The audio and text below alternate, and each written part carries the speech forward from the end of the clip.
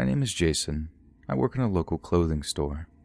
We basically sell stuff that people think is really fancy, but it's basically the same stuff you can find at any clothing store, even places like Walmart or Goodwill sometimes. I've had this job for about 2 years now, and while it isn't the greatest, a job is a job. I get to earn enough money to be able to have some independence from my parents, which is really nice.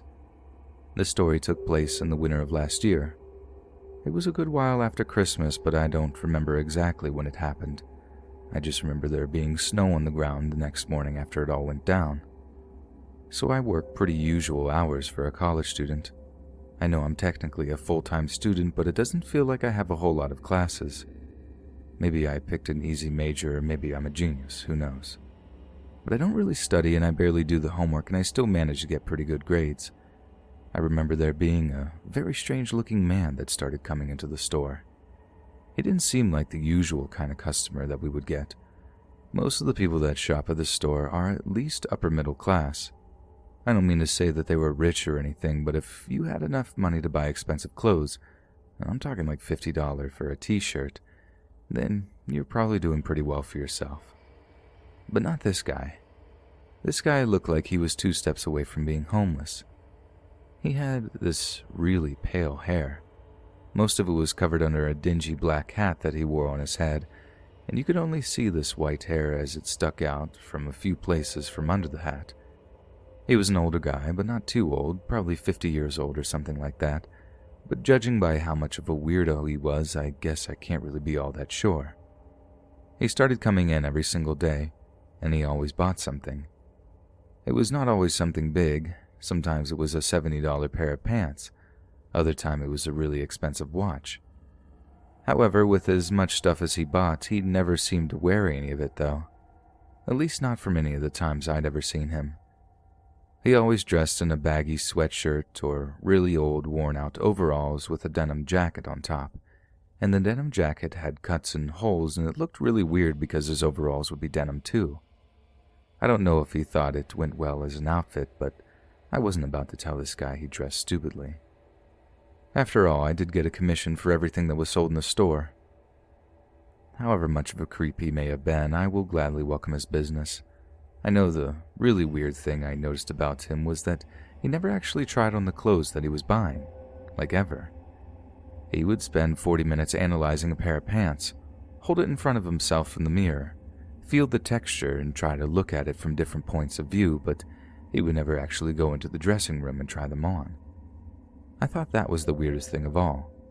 I also remember the couple of times he wouldn't buy the item that he had been looking at, and there would always be this really musky smell to them.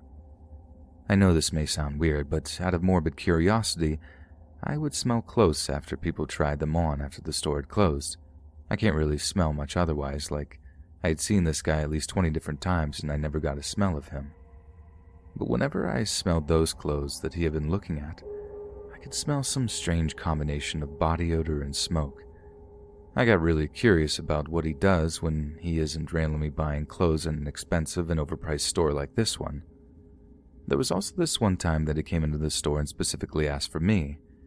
I thought that was pretty weird considering that he had never really struck up a conversation with me or anything. Of all the times that I had interacted with him, it was always on a very formal basis, and we both said the very bare minimum necessary. It was obvious that he didn't like coming to the store, and I found myself drawing a blank, coming up with reasons as to why he kept on doing it. I didn't think too much of it, though. I was a college student, and anything outside of chilling with my friends and getting my assignments done didn't really matter at all that much to me. I remember this one night that I was doing laundry. I normally hate doing laundry, as you might imagine, but I specifically remember putting my clothes into the washing machine. I got a whiff of one of my sweatshirts that I thought smelled really weird. I smelled my sweatshirt again, and it reminded me of the smell of the clothes from this one freaky guy at my job. Well, the next day I was working my shift as usual, and here came in the same old dude. This time he was checking out a pair of shoes, literally a pair of Crocs. I didn't even understand why we had Crocs at the store in the first place. They were exactly the same as the ones you can get at Walmart, except for the fact that we charged $60 for them instead of $15.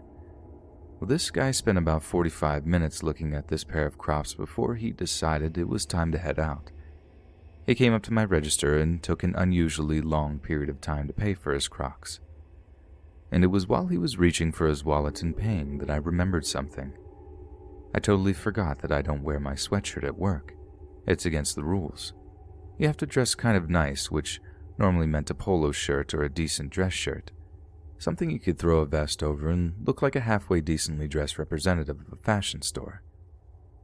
It got me on this whole train of thought that made me realize that my sweatshirt didn't smell that way because I was spending too much time with this weird guy.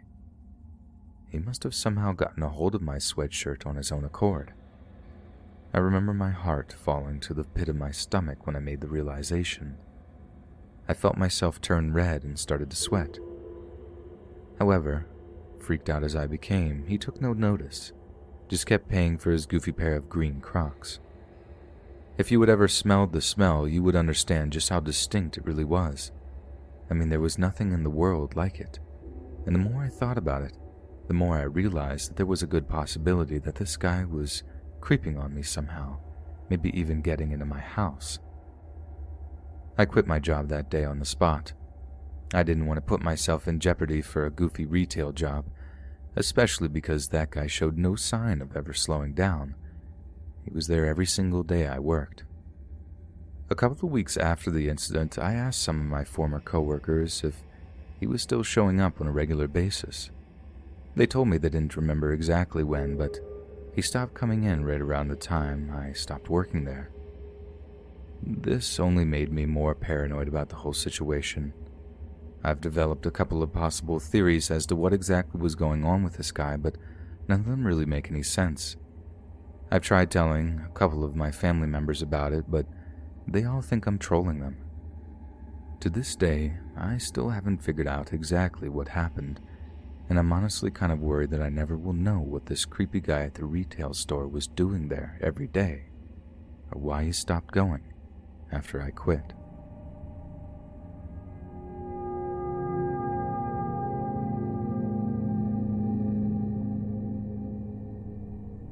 The worst experience of my life happened on June 20th, 2019. I was working at a local store. It's kind of a chain in this region of America, and I don't want to give out the name because it will make it obvious who I am. This story did get some media coverage, and as much as I want to share my story with the world in an honest way, I also want to remain as anonymous as possible. I don't want the rest of my life to forever be associated with this event, but this is how it went. My family's been struggling since 2015. My grandma got cancer, and we did our best to put her through chemotherapy. It didn't work out, and she tragically passed away that year. For some kind of legal reason, the financial burden of my grandmother's chemotherapy fell on my father. It just put a serious economic strain on him. I mean, could you imagine someone wants you to pay over $100,000 for medical treatment that didn't even save your family member? I don't understand why the system does this to people, but I'll keep politics out of this. It didn't ruin our family, but it did mean that our middle-class lifestyle was now going to be extremely difficult to maintain. There was a lot less food in the house. We weren't able to go on vacation anymore, and making ends meet was generally a struggle. I remember my parents having a lot of fights over money, and I think it put a real strain on our relationship. Well, I was in high school at the time, and I did my best not to notice. It's tough being a high school girl and not being able to afford nice clothes or makeup, especially when you were not born naturally beautiful. I remember some of the wealthier popular girls making fun of me for dressing like a bag lady, but sometimes a sweatshirt was the only thing that I had without any holes. I was an only child, so thankfully I was the only person that had to suffer along with my parents. High school went by, and don't get me wrong, it wasn't pleasant, but I got through it. And my family survived on too. As time went on, we just found ways to cope without having money. I knew that I was going to have to start getting a part-time job in school, which I was honestly kind of looking forward to. My parents told me that they would let me use my money on whatever I wanted, which I had been looking forward to for months. And that's when I got an after-school job at this local chain store. It's kind of hard to explain. It's a weird combination of a deli, a gas station, and a convenience store all nicely wrapped into one with a very strange name that is almost notorious in this region. Well, I was enjoying my time, especially because this was the summer between junior and senior year of high school.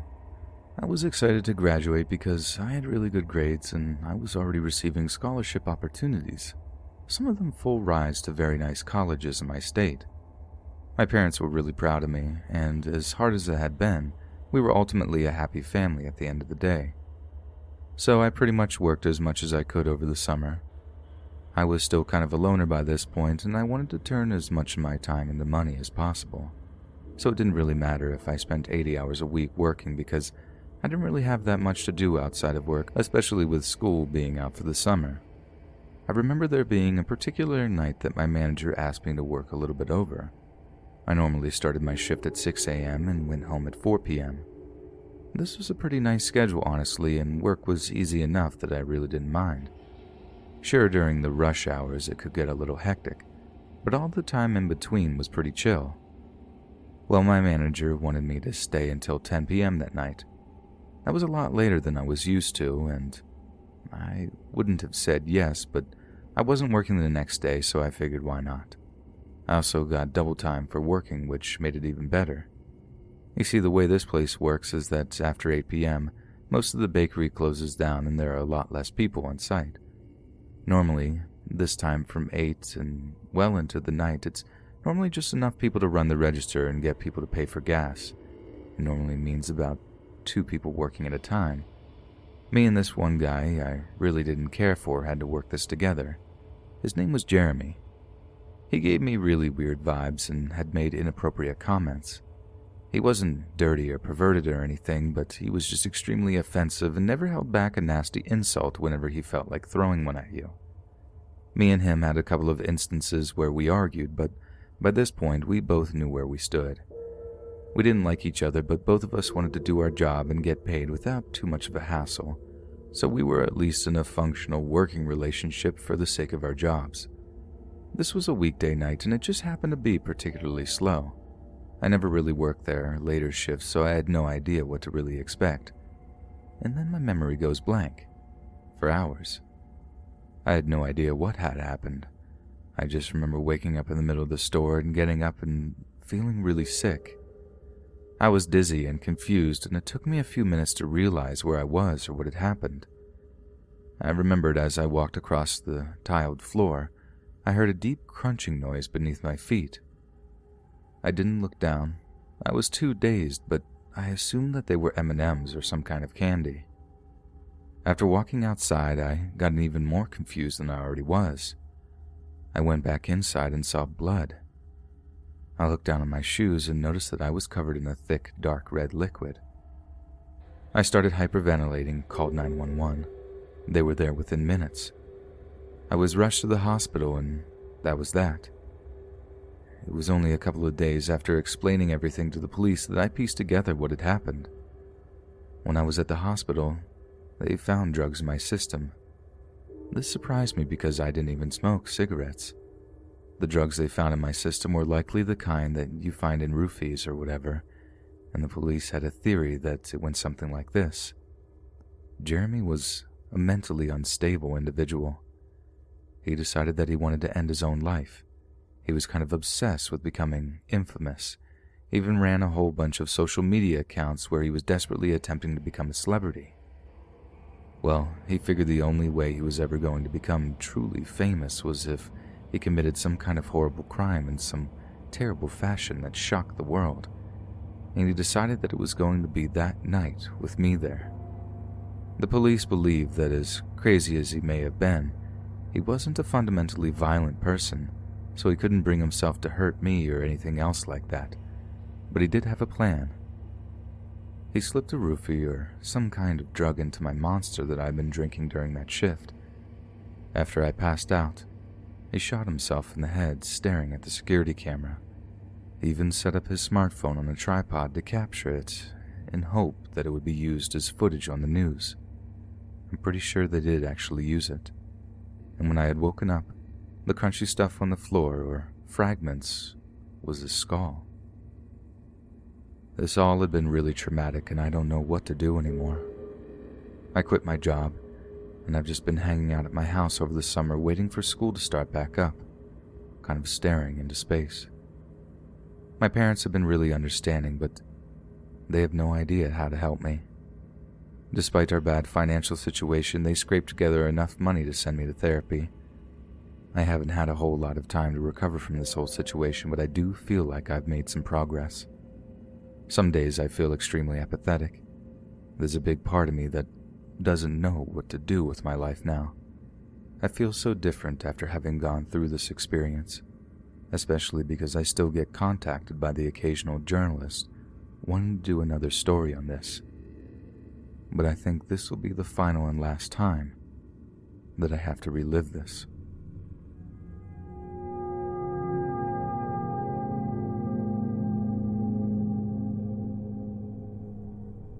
This is a somewhat horrifying but also hilarious story that happened to my best friend. Me and him were sports players together when we were younger and have always been close ever since. His name is Brian, and we were about 20 years old when the story happened. He had just gotten a job at GameStop. He was really excited about being able to get discounts on games and to even be able to play games a few days early in some cases with the new releases. Me and him both loved playing video games together, and it was probably a dream job in a lot of ways. Now, my friend Brian is a great guy, but he isn't the sharpest knife in the drawer, if you catch my drift. On the football field or the basketball field or even in Call of Duty, he's probably the best. But when it came to reading a book or passing the test, well, let's just say that he would be on the bench if he could for all that kind of stuff. Things started out one day when we both decided that we wanted to start playing horror games. I had watched a Let's Play of Resident Evil. I thought it would be a really fun idea. He wasn't a big fan of horror, but he was willing to play whatever games we could get, especially because he got such a nice employee discount at GameStop. We had spent one Friday night playing Resident Evil until 4 o'clock in the morning. I didn't even have anywhere to be the next day, and he wasn't working until 12, so we figured that there was no harm, no foul. Now, before I go any further, I would just like to say that your brain is like a sponge. You absorb information and stimuli and process it in various ways. Sometimes your brain can process information in a way that you might not expect it to do. Sometimes things can really stick with you. They can really play a role in your psyche, and I think Resident Evil did that for my friend Brian. So he worked that shift the next day, and when I talked to him that night when he got off of work, he started telling me that he thought someone had been murdered at GameStop. Again, not the sharpest knife in the drawer. I started asking him more about the details, and the only evidence that he found was some random pile of blood. It was located out of the store on the side of the building where most people usually don't go. He started telling me that he thought his manager had murdered someone. I jokingly told him that we shouldn't play Resident Evil anymore. We decided for a different game that night, and I didn't ask him to play Resident Evil again, and he never asked me to do so either. So whatever psychological change happened to my friend, it took place over the course of playing Resident Evil one time for a couple of hours. Weeks literally went by, and he was still talking about the pile of blood that he saw outside of GameStop. It would only happen on random occasions, according to him. I tried telling him that there must have been some kind of explanation for it. I mean, maybe someone was dumping sauce or something from the nearby stores. There was a pizza place in the same strip mall. He didn't buy it, though. He was thoroughly convinced that someone had been murdered and the murderer was draining out a small amount of blood and then putting it in this one spot outside of GameStop. He sounded really serious when he talked about it, and he never called the police or anything. He told me he asked his manager once about it, and his manager told him not to worry about it. It just didn't seem like that big of a deal. But I remember this one time we had been playing Call of Duty for about 3 hours one night. He started to talk about in detail and how much it freaked him out. He told me that he was having nightmares regularly and that he didn't like working at that GameStop anymore. I tried telling him that this wasn't a big situation and that he was just being wildly paranoid, but he wouldn't listen to me. It wasn't very long before he decided to quit that job at GameStop. It was really sad because he no longer got any of the perks of being an employee. This also meant that I didn't get any of the perks of being a friend of an employee, which also sucked. But Brian was very insistent that something was going on there. and he didn't want to end up getting murdered for knowing too much of some kind of criminal activity. A couple of days later, my curiosity got the better of me, and I just had to know where this pile of blood was coming from. It turned out that one of the other GameStop employees had been someone I went to high school with, and I messaged them on Facebook. I asked them about this mysterious pile of blood and everything, and then he told me this. The truck driver who occasionally delivers the games and merchandise to this GameStop had a truck that isn't the greatest. It isn't that large or anything, and it's the same one that always makes deliveries to the specific GameStop for some kind of logistical reason. The truck gets a certain amount of rust for some reason, and the truck driver cleans the truck off in this one particular spot every time he delivers there. When I found that out, I laughed uncontrollably for about 1 hour. Brian literally found a pile of rust and thought it was blood. As much as I love that guy like a brother and respect him as a person, things like this are why I have such a hard time taking him seriously. I only just messaged this guy on Facebook a day ago, and I haven't spoken to Brian since. He works at a restaurant now, and it's been really busy there. I'm not sure if I should even tell him, though. A part of me really wants to tell him and make fun of him, but I don't want to hurt his feelings too bad.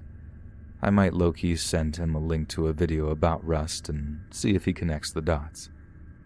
And that's the story about my friend Brian, who isn't the sharpest knife in the drawer, and how he was convinced that people were being murdered and their blood was being dumped outside of GameStop, but was actually just a pile of rust.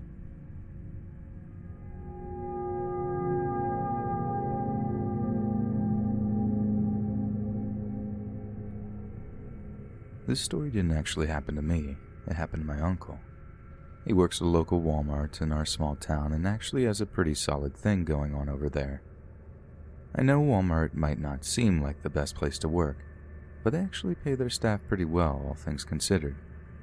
He's been working there for about 10 years now, and I think he's the assistant manager or something like that.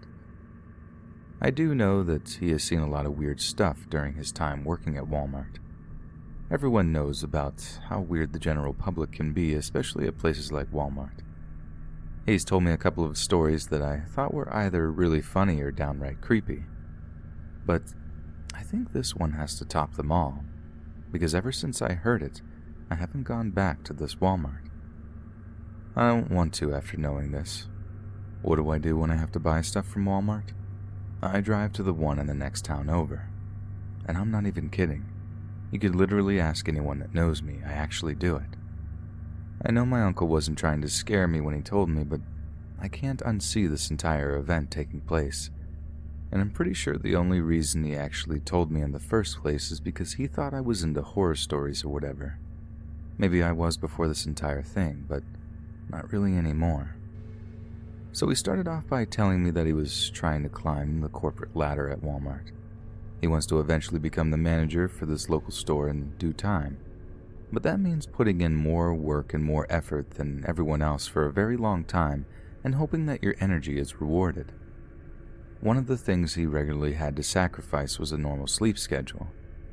They don't force you to work night shift, but one of the best ways to climb that corporate ladder, at least at the local store, was to volunteer for the night shift. I think he made a few dollars more an hour, but it was never worth it. You can't really have a life outside of work when you work from sundown to sunup. This story took place on one of those night shifts a couple of years back. It was a warm summer night, humid as you could imagine, and as you might imagine, there isn't much going on at Walmart late at night. The only reason it's even open is because if it wasn't, there wouldn't be any other stores in our town open at that time. He was the senior-most person on site that night, so if something went wrong, it was his responsibility, and if he couldn't handle it, he would have to call the store manager, which is never a good idea if you want to be on their good side. Well, one of the other workers had just brought in a few shopping carts, but they noticed something weird in the parking lot. There were 7 or 8 vehicles parked on the far side of the parking lot, and it looks like people were doing something. This other worker never specified what that was, but they were concerned enough that they asked my uncle to look into it, and so he did. I remember him telling me that it was really unusual to have people there at such a late time. He said it had to have been anywhere from 3:30 or 5 in the morning. He stepped outside and looked over. They were definitely a couple of people doing something over there, but he couldn't make it out from the store entrance. He started walking toward the crowd of people, and all of a sudden, they all started their cars at the same time. It was like they were waiting for someone to come out and confront them or something. Now, he was out in the middle of this parking lot, and all of those cars started driving toward him. And it wasn't like a casual drive either. He said they must have floored it, going straight for him. At least a few cars, too, so he couldn't jump anywhere. He said that he braced himself for impact and closed his eyes. A few seconds went by before he noticed that the cars had stopped on a dime in front of him. He had no idea what to do at that point. He was just standing there, looking into the dark-tinted windows of these mysterious cars in the Walmart parking lot being driven by who the heck knows who. He said that it was at this point that one of them rolled down the window and threw something at him. It hit him on his leg, and he was trying to determine whether or not he wanted to run back to the store or try to fight for his life. He was really expecting them all to get out of the car to attack him. Thankfully, that attack never came. He stood there for another few seconds before they all sped off into the night. When he looked down to analyze the object that they had thrown at him, he was mortified. It was actually a decapitated head. And even worse, it had no skin. You just have to imagine the way a human head looks without any skin. He threw up and fell to the floor. I'm sure it was in complete shock. He picked up his Walmart radio and screamed for help, and it wasn't very long before he ran back into the store and phoned the police. He spent a lot of time trying to remember license plates and what the vehicles look like. Unfortunately, I don't think it helped the police very much. I'm pretty sure the case is still unsolved to this day, but wait, it gets even scarier than that. Walmart, as you might imagine, has security cameras at their store and in their parking lot. Everyone was sure that the security camera footage would reveal exactly what had happened that night, but it didn't. The entire ordeal happened just out of frame, and this led the police to believe that whoever had done this had very intricate knowledge of Walmart security cameras. Of course, the implication there is that whoever had done this was someone who works or had previously worked at this local Walmart. And it's not like everyone uses the security cameras all the time, so that narrows down the number of potential suspects even further. But it never turned up anything meaningful. The severed head was the weirdest part, apparently. It was male, but its teeth were removed, and I heard DNA analysis with further forensics was unable to pull up any identity from around here or any missing person reports. Last I heard is that they were working with authorities across the border to cross-reference any information. Apparently every single person had a solid alibi with proof, and what makes the entire situation even weirder is the fact that it just seems like such a random crime to commit. I mean, what did they actually accomplish here? It just seems like a lot of planning and effort to do something really stupid, but I'll never understand gang activity or really who was involved. After this incident, rumors spread across town and everyone became a little anxious about going to this Walmart. I'm not the only one that feels this way. For a small border community like ours, something like this happening is a little unthinkable. It really changes the way you view your neighbors and the people that live in your area. Who would do this? And we don't know who. You just feel more anxious and suspicious of anyone that you meet. My family has told me that it seems like there are less people who go to local events like parades and such anymore after this incident, and I can't blame them. But yeah, that was my uncle's horrifying Walmart story that I still regularly think about. The reason I don't ever go to our local Walmart, and probably never will, ever again.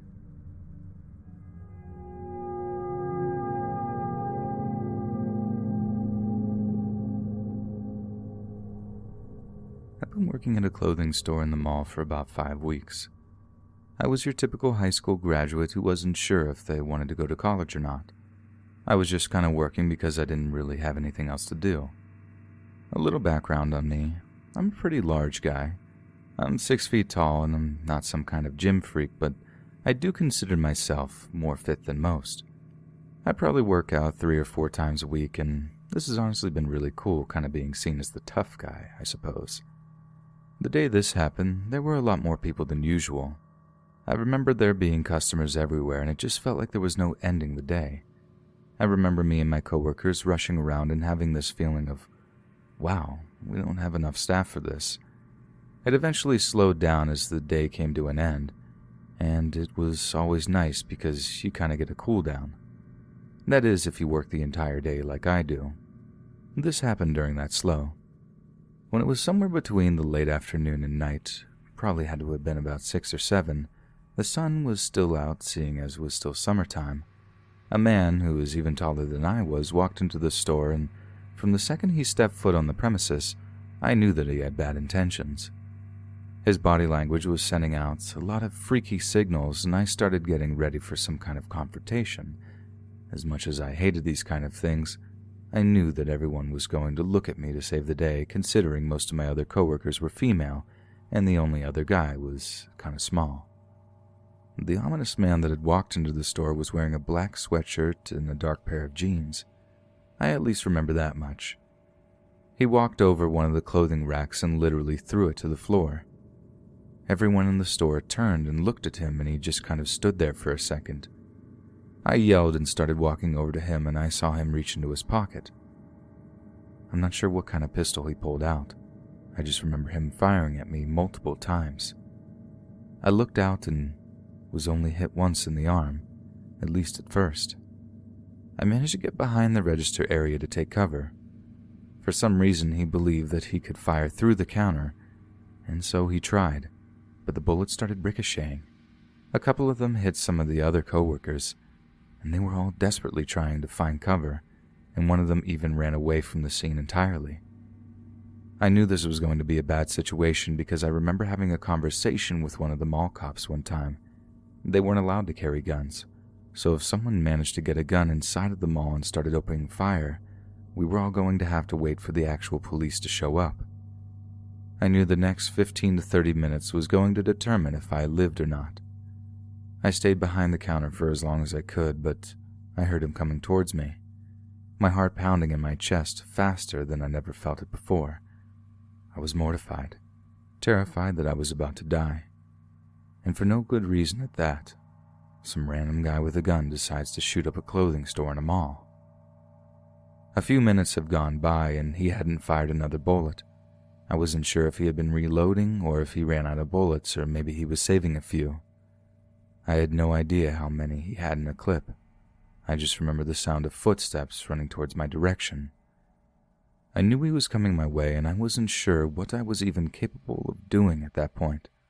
My fight or flight response kicked in, and I figured the best chance I had was waiting for him to get on this other side of the counter where he could see me, and then I was going to have to tackle him.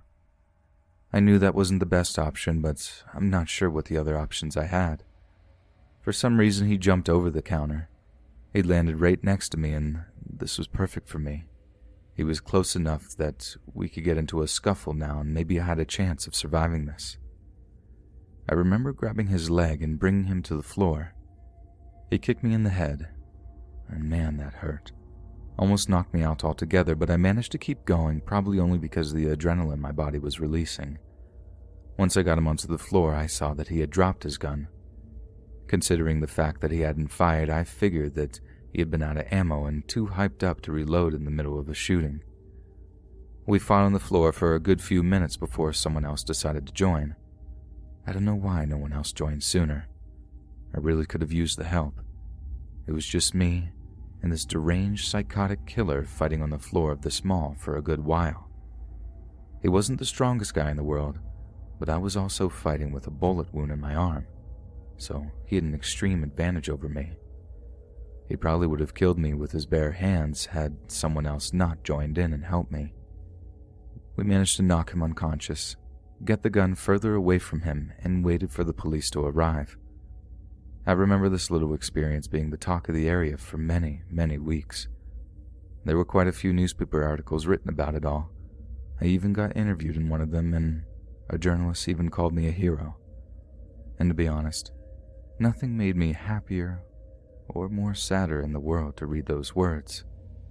It was just such a traumatic event. The guy was arrested, prosecuted, and I'm pretty sure he got life in prison.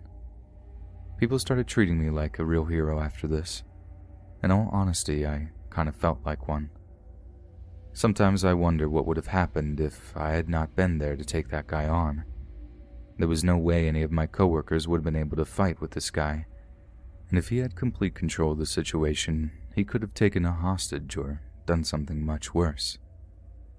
The bullet was removed from my arm, and unfortunately it did shatter a part of my humerus. I'm still recovering from that. But ever since this experience, I haven't viewed my physical strength as something that makes me cool or better than anyone. I view it as a way that I can protect people. I think this may have been the experience I needed because I think I might want to become a police officer after all this is said and done.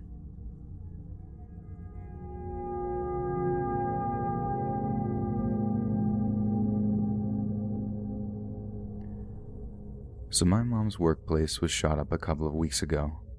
It was a really traumatic experience for her, even though she wasn't physically injured or anything. The entire thing went on for about 2 hours, and I could just imagine how horrible it must have been.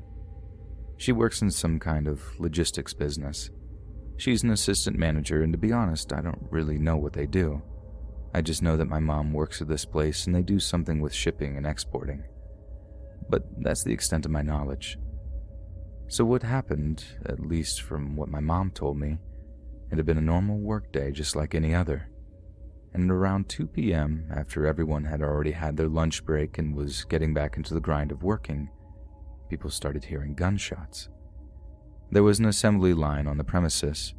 Everyone just kind of assumed that those noises were machines of some kind that people had been working with. I guess hearing loud noises like that were fairly common, which is why no one expected anything. We now know that almost all of the production line workers had been murdered by the gunmen. No one knew what was going on there, and quite a few of the guys had noise-canceling headphones in anyway. From the gunman's perspective, that was the first and most logical place to start. After he had done this on the production line, he made his way to the main office.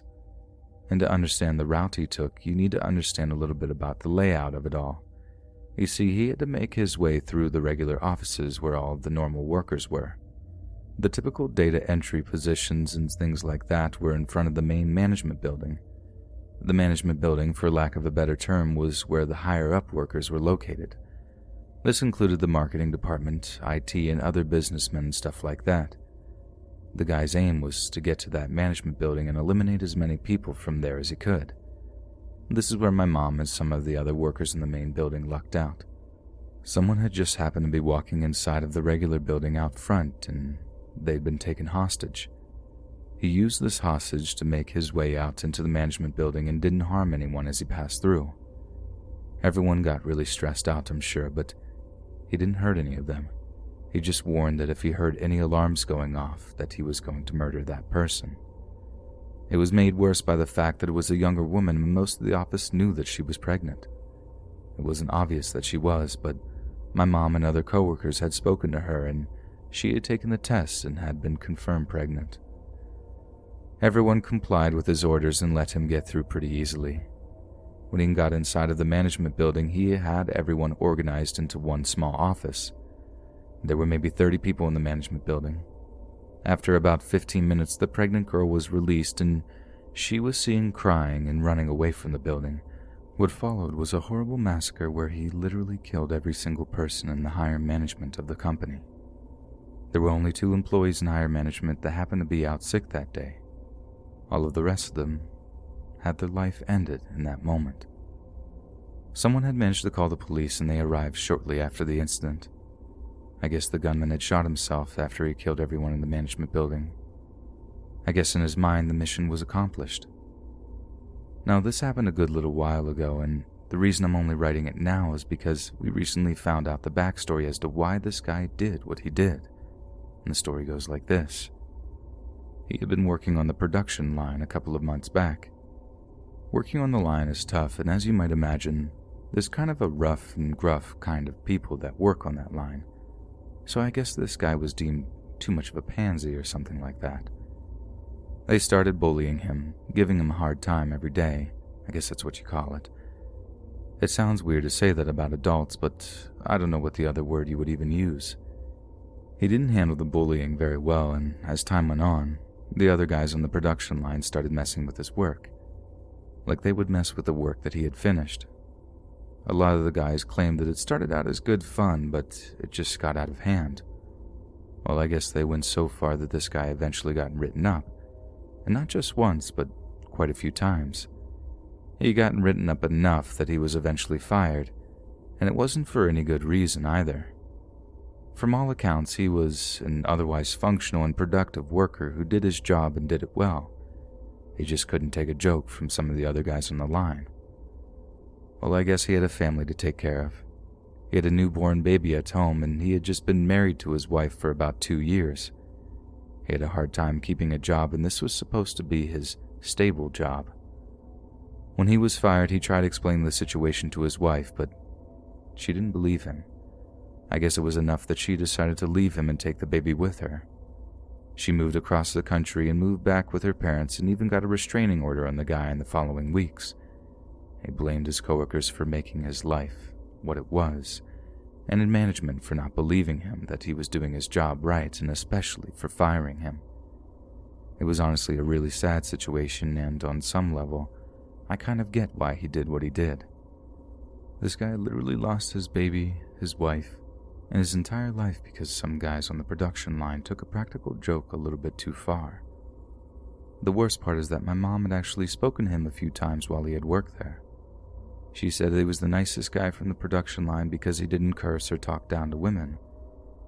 I know that she didn't know him well, but the fact that this guy was at least a halfway polite person in normal situations makes me even more sad about the entire situation as a whole. As you might imagine, the company is shutting down this location. They haven't been able to find enough people to replace all the management positions that they tragically lost that day. And it makes sense. Even if you could find qualified people to go there, who wants to go and work in the location that literally just got shot up by an insane gunman? Since this whole experience, my mom has started working in a library. She said that she hopes that it will be a more stable work environment and hopes to never live through a traumatic event like that ever again.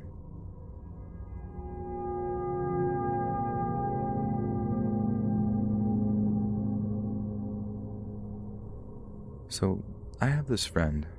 They're a little bit off the walls. One of those conspiracy theorists, very much into the paranormal types of people.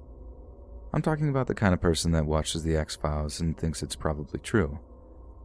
Of course, she dresses up like she's just playing around and doesn't actually believe in it wholeheartedly, but I'm smart enough to know that she uses humor as a way to distance herself from what she actually believes. I think some of the crazy stuff that she says she actually thinks. No, this isn't to disparage her or anything like that. She's an otherwise really nice person, and she only starts talking about this kind of stuff once you get her going. Sometimes we can go days without ever talking about ghosts or aliens or anything else like that, but if someone starts talking about feeling a spirit in the room, that's the end of it for the night. I just wanted to give you that background because I feel it's very pertinent to the story. Well, this particular friend happens to work at Walmart. There have been a lot of recent changes lately, and what happened is that she got stuck on the night shift. I'm sure you can imagine how this went. He put someone that's into paranormal stuff on night shift, and the next thing you know, they have 1,000,001 different stories about ghosts and monsters and everything else. That's kind of how it went for the first few weeks. Every time I hung out with her, she would talk about how horrible it was to be working on night shift, and then she would start talking about all of the monsters and creatures that she would see out of the corner of her eye. I just remember thinking to myself multiple times if she actually believes that she sees stuff while she's at work. Well, as time went on, she became much more mild with the stories. I guess she had gotten used to working the night shift at Walmart. And then I remember there being one party that we went to. It was me, her, and a bunch of other people from our friend group. It wasn't one of those crazy alcohol-filled adventures as you see in movies or anything like that. It was much more of a bunch of friends getting together and hanging out. I mean, we're all adults and everything, The person whose house we're hanging out at owned the home, but I don't know what else we could have called it other than a party. Anyway, my one perceptive friend had a little bit too much to drink this night, and she started going on about her job like usual. And then all of a sudden, things took a turn for the worse. She started talking about seeing a dead person walking around the store. I remember her talking about the exact details of how he died. She claimed that he had shot himself in the heart, and she saw him walking around Walmart late at night when no one else was around. Some of our other friends were less hesitant to call her out on this nonsense, and she started getting really offended. She left that night after, and in retrospect, I probably should have stopped her from driving home considering that she was extremely intoxicated. If I'm going to be honest with you, that didn't even cross my mind until the next morning. This guy that ended his life by shooting himself in the heart became the only thing she ever talked about when it came to the ghosts and whatnot of her night shift job at Walmart. I found it really strange. It was one of the less believable stories that she would tell us about. I mean, she would always talk about there being a pack of wolves in the forest on the other side of the Walmart parking lot, but it just didn't have the same glamour that that story about the guy did. The thought of there being some zombie walking around Walmart at night that only she could see seemed ridiculous as it sounds, and I just kind of chalked it up to her own mental problems for it all. Well, a couple of months went by.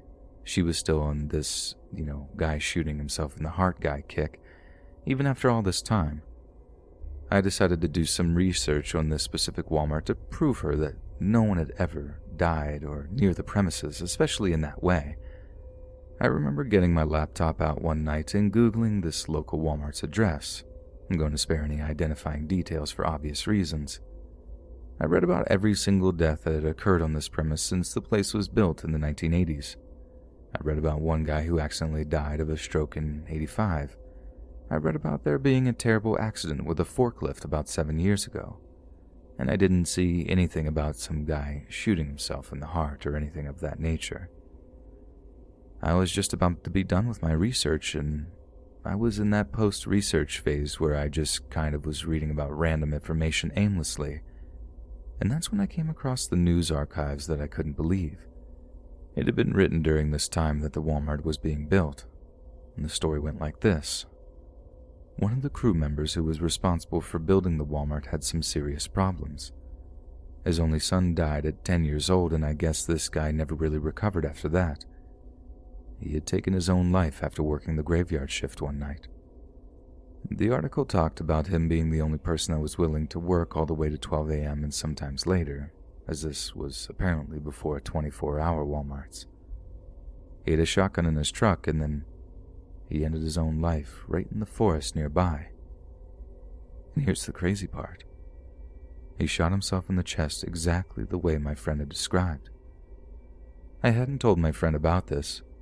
I know I would never hear the end of it, but I just find it so strange that her weird, goofy little interest in the paranormal somehow uncovered something like this.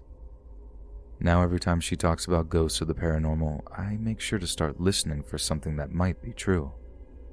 And don't get me wrong, I try to filter out the obvious hoopla, but now that I've seen her get something unbelievably right once, I'm just waiting for her to do it again. Hey friends, thanks for listening. Be sure to subscribe and click that notification bell to be alerted of all future narrations. If you got a story, be sure to submit them to my subreddit, r/Let'sReadOfficial, and give and receive feedback from the community, and maybe even hear your story featured on the next video. And join my Discord to interact with me and other listeners directly.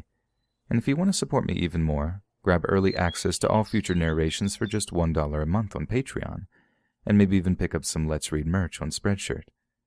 And check out the Let's Read podcast, where you can hear all these stories in long compilation form and save huge on data, located anywhere you listen to podcasts. Links in the bio. Thanks so much, friends, and I'll see you again soon.